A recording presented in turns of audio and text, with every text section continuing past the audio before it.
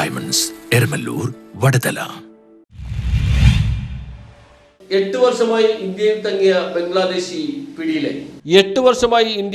ബംഗ്ലാദേശി പിടിയിലായി. റൗജാൻ ജില്ലയിൽ നോവര ഗ്രാമത്തിൽ തപൻദാസ് എന്ന 37-കാരനെയാണ് മുനമ്പം പോലീസ് അറസ്റ്റ് ചെയ്തത്.